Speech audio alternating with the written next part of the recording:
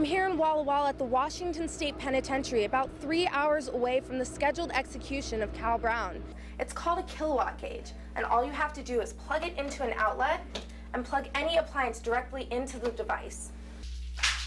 This may look like a mother's worst nightmare, but here at Cork's Place, this is just another tool they use to help kids get their grief out. Imagine not having a place to call home. Well, thanks to Reba and Habitat for Humanity, the Haney family doesn't have to worry about that anymore.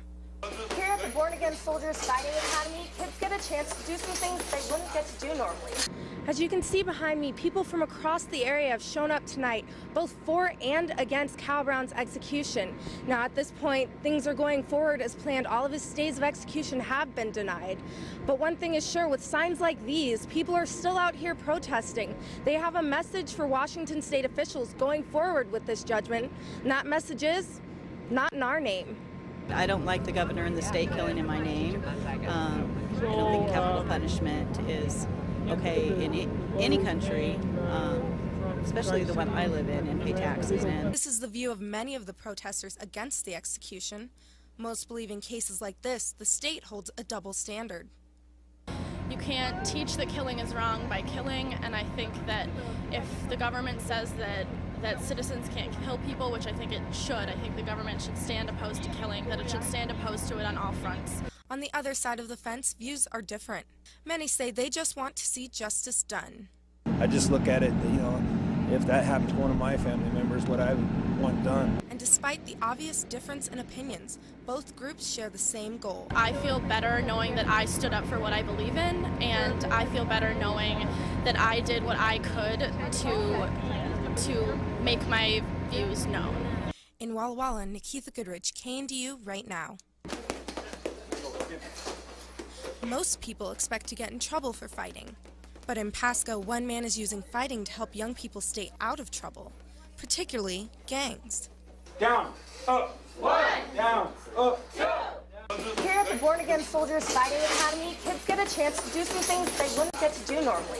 They get to use boxing skills and wrestling skills to make a way for themselves in life. Dustin Martin started the academy 3 years ago.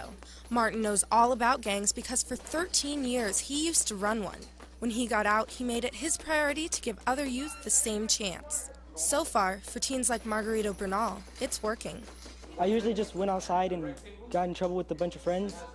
But since I started coming here, I've gotten focused on my grades and what I have to do in order to focus on college. The 50 to 60 students that attend the academy train and compete in tournaments across the area. Focusing on their training keeps them from the temptations that are all around them. Look at the music. I mean, you got everybody talking about thug life and being a gangster, you turn on the movies, and you got, all these actors, portraying as gangbangers. It's very appealing. Martin says the academy teaches discipline, respect, and offers students a fresh start. I think that's really cool because you're giving them a chance to do better, and it's something, people like to do. And you work out, you keep yourself healthy, at least. In Pasco, Nikeitha Goodridge, KNDU Right Now. You're over here, you're over here. Losing a loved one is hard.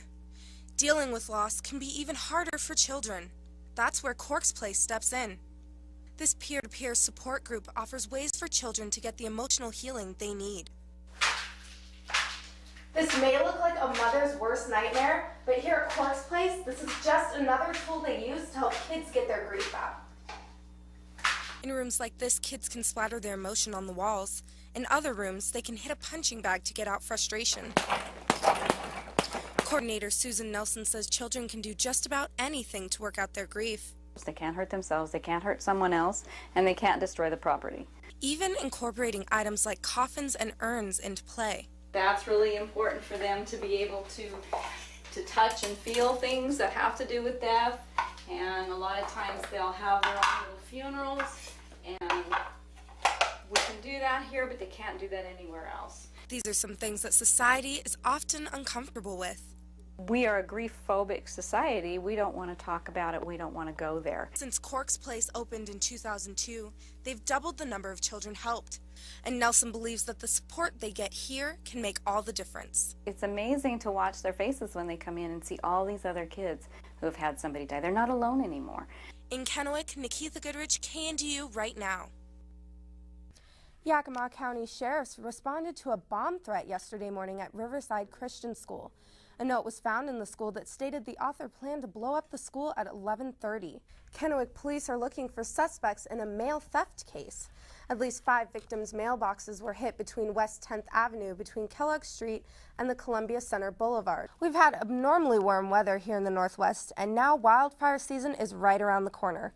A recent discovery revealed that from 2003 to 2009, Washington Beef LLC had been violating the Clean Water Act. On Friday, police received 2 separate reports of chemical bombs that exploded on victims' property, one in the driveway and the other in the front lawn. Police say these bombs are very dangerous and citizens are advised not to touch a suspected bomb, even if it's already exploded.